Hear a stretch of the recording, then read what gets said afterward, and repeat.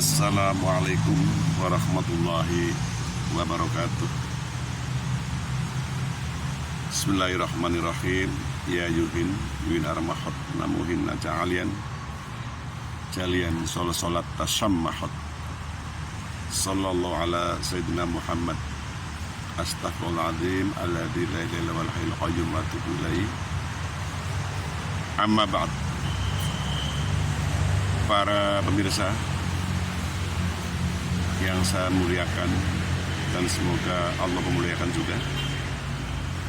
Alhamdulillah, saya sekarang di komplek makam Gunung Jati. Di sini enak, sahdu sejuk, senja hari. Saya sowan ke beliau, silaturahmi ke beliau, bicara ke beliau. Saya cinta beliau dan cinta para wali di Jawa, di Indonesia, di dunia. Sangat mencintai para wali Allah saya. Sunan Gunung Jati adalah figur yang luar biasa. Beliau unik karena aneh ya, salah satu anggota Wali Songo satu-satunya yang dari Jawa Barat. Yang di Jawa Barat hanya beliau. 8 wali ada di Jawa Tengah kayak Sunan Kalijogo, Sunan Derajat, ya, Sunan Muria itu Jawa Tengah, Kudus, Colo ya. Sunan Bonang, Syekh Muhammad Ibrahim, Sunan Ampel itu Jawa Timur. Unik. Jadi itu ada sirnya. Sir itu rahasia, ada rahasianya. Mengapa hanya beliau Sunan Gunung Jati yang ada di Jawa Barat? Para pemirsa, bahwa Sunan Gunung Jati ini adalah tetap seorang politikus, karena beliau kan raja ya, raja Cirebon. Sunan Raden Patah juga beliau wali, juga raja, juga ya sultan ya. Ini unik karena seorang raja, tentunya seorang raja atau seorang sultan itu jelas umaro ya, tapi merangkap ulama. Dan tentunya seorang umaro logika pastinya ya politikus. Tidak mungkin seorang umaro bukan politikus, tidak mungkin. Nah, ini menarik para pemirsa karena bagaimana seorang umaro merangkap sebagai ulama besar, umaro besar, jadi satu. Padahal seperti teori-teori barat yang melahirkan paham sekularisme, paham ini adalah pemisahan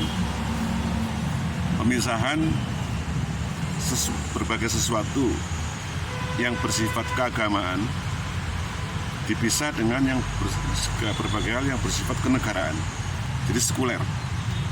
Itu dengkot yang keroknya adalah Mustafa Kemal Atatürk, Presiden Turki pertama, yang bergaya melawan Allah. Allah kok dilawan. Akhirnya meninggalnya sangat dramatik, nista, luar biasa buruk dan busuk. Kapan-kapan saya ceritakan proses wafatnya si pekok Kemal Atatürk yang sekarang makamnya di Turki dan masih berbau busuk, bangkai sangat tajam, sekian kilometer masih tercium. Tapi itu nanti. Jadi Sunan Gunung Jati ini luar biasa karena satu, di Jawa Barat hanya beliau yang salah satu anggota Wali Songo, dan beliau juga seorang politikus besar, juga seorang umaro besar. Jadi satu luar biasa. Nah, para pemirsa, ada ya hal yang sangat menggelitik di sini, bahwa beberapa ulama atau beberapa ahli keilmuan Islam mengatakan bahwa kalau politik yang notabene terkenal atau biasanya ya, atau melekat klaim bahwa politik itu kotor, politik itu keji, politik gak mengenal dosa. Ngapain ngurusi akhirat, ngapain ngurusi neraka, surga dan seterusnya, itu politik. Nah, kalau ada yang berkata bahwa kalau politik tidak dimasuki oleh orang-orang Islam, orang-orang soleh, maka politik itu tambah kotor, ibarat kubangan babi gitu. Ini menarik ya, ungkapan ini. Persoalannya begini para pemirsa, kalau ranah atau dunia politik yang kondangnya itu kotor ya, legam, kayak kubangan babi, maaf para pemirsa, saya mengandaikan saja. Terus bagaimana kalau tidak dimasuki oleh orang-orang soleh gitu? Ini klaim pertama ya, teori pertama ya. Klaim yang kedua, persoalannya begini para pemirsa, politik yang katanya kotor tersebut kalau tidak dimasuki oleh orang-orang soleh, orang Islam yang soleh, yang mukmin banget, tambah kotor. Nah, maka logikanya politik harus dimasuki oleh orang-orang soleh. Persoalannya begini, oke, masuk ke politik. Persoalannya begini, ini saya ibaratkan gini, kita masuk ke sebuah pasar. Nah, pasar itu kan biasa ya, ada delman ya, banyak delman, dokar. Nah, dokar itu kan tentunya ada kudanya. Nah, kudanya kan berak sama kencing di situ. Pesing, bau pesing. Pesingnya naudzubillah min dzalik, bau pesing. Nah, kita yang tidak biasa di pasar itu, kalau masuk pertama kali ke pasar itu kan bau pesing banget. Kita tutup hidung terus ngumpat-ngumpat, brengsek, bau pesing, kuda kurang ajar seterusnya. Nah, persoalannya kenapa para pedagang pasar, penjual warung di situ dan sebagainya kok tidak bau pesing gitu? Ya udah nggak bau dan nikmat-nikmat aja. Makanya di dekat tai kuda, kencing kuda, ngobrol di situ, ngerokok di situ, ngopi di situ. Nah, ini yang bahaya. Sehingga begini, orang-orang soleh yang masuk ke dunia politik awalnya betul, bagus, jujur, amanah, demi rakyat, demi kesejahteraan masyarakat, demi NKRI dan seterusnya. Itu awalnya begitu. Tadi sama dengan kita masuk pasar, pusing parkir. Lama-lama ya biasa. Nah, persoalannya begini, ketika mereka yang soleh-soleh, mukmin masuk ke dunia politik, itu hilang semua masalahnya. Yang amanah hilang, yang jujur hangus, yang ridhonya raib, yang konaannya, zuhudnya